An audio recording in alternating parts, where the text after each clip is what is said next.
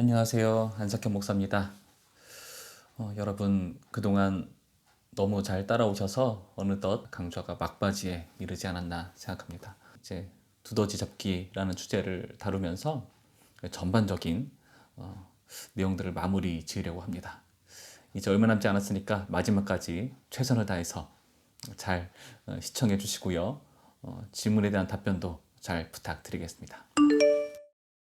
오늘은 제가 책 한 권의 내용을 소개해 드리면서 강좌를 시작해 보려고 합니다. 오늘의 추천 도서가 되기도 합니다. 제목은요, 흔들어 보기도 하고 거꾸로 쏟아보기도 하고 라는 책입니다. 박영선 목사님께서 쓰신 책이고요. 보이시나요? 박영선 목사님. 네.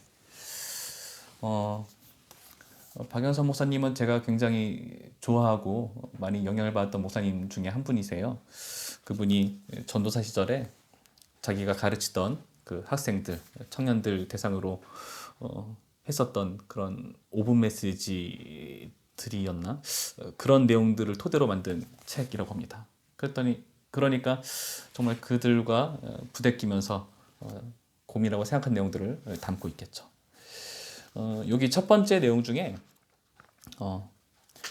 탈출이라고 하는 소제목의 글이 있습니다. 여기 내용의 일부를 제가 소개해드리면서 계속해서 진행해 보도록 하겠습니다. 제가 뭐 전체는 못 읽어드리고 부분 읽어드릴게요. 적군의 포로가 되어 수용소에 갇힌 병사는 오직 탈출만을 생각한다. 수용소에서 이발 기술이나 외국어를 배울 기회가 있더라도 그리 반가워하지 않는다. 그런 배움은 자유의 몸이 된 이후에나 가치가 있기 때문이다. 포로가 되어 갇혀있는 병사 입장에서는 무슨 자기 개발 여러 가지 행동 이 모든 것들이 다 의미가 없다. 왜냐? 자유 몸이 아니니까. 그 말이죠. 우리의 교육 현실에서도 이런 모습을 볼 수 있다. 물론 누구도 자신의 자녀나 제자를 수용소에 갇힌 포로로 여기지는 않는다. 그런데 문제는 학생들이 그렇게 느낀다는 데에 있다. 우리가 자녀들을 포로로 대우하겠습니까? 그렇죠? 그런데 그들은 우리의 생각과 반대라는 거죠. 그럼 그들은 우리의 그런 지도와 우리의 간섭과 그 모든 것들을 수용소처럼 여기고 있는 거죠. 쭉 넘어가서 읽어드립니다. 학생들은 수용소를 탈출하려는 것이다. 그런데 탈옥이라는 것이 점잖게 평화적으로 감행될 수 있을까? 그들을 수용소에 가둔 사람은 아무도 없다.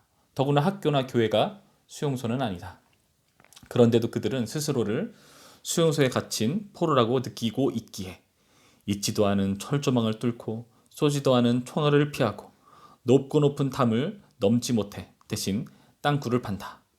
만약 학생들이 교육자를 자신들을 감시하러 온 교도관으로 생각하지 않고 교육을 자백을 강요하는 고문으로 오해하지 않는다면 문제는 달라질 것이다.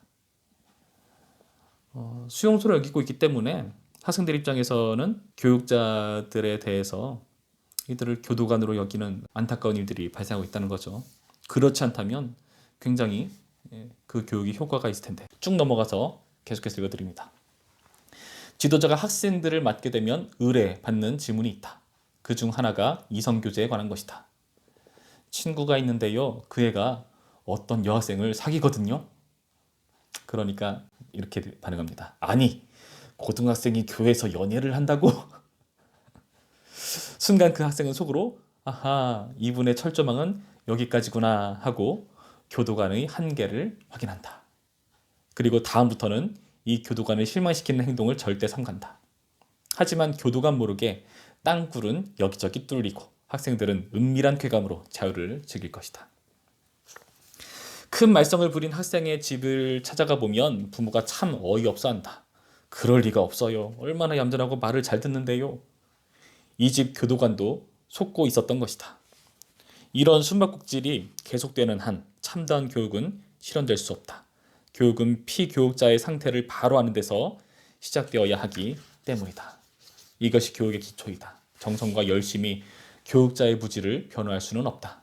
사랑은 사랑하는 자의 만족이 아니라 살아가는 대상의 완성을 위하여 있기 때문이다. 만약에 우리 자녀들 그리고 우리가 맡고 있는 학생들이 말을 잘 듣는 것처럼 보인다. 속고 계시는 건지도 모릅니다. 땅굴을 파고 있을지도 모르거든요. 어른들이 보지 못하는 어떤 자기만의 비밀 장소를 만들어서 거기서 자유를 만끽하고 있는지도 모릅니다. 우리는 그들을 온전히 이해하지 못하기 때문에 우리의 교육이 온전히 시작될 수 없다는 것, 그것을 오늘의 추천도서에서 설명해 주고 있습니다. 그래서 저는 이 책을 읽으면서 우리 아이들이 두더지 같다고 생각했어요. 두더지. 나름대로 교도소를 탈출하기 위해서 자유를 위한 땅굴을 나름대로 파고 있는 것입니다. 우리가 그들에게 자유를 주지 않았단 말인가? 그런데 그들은 그렇게 느끼고 있다는 거죠. 우리의 생각과 느낌과 상관없이 말이죠. 제가 군대를 입대해서 훈련소 생활을 거치고 자대에 입대했을 때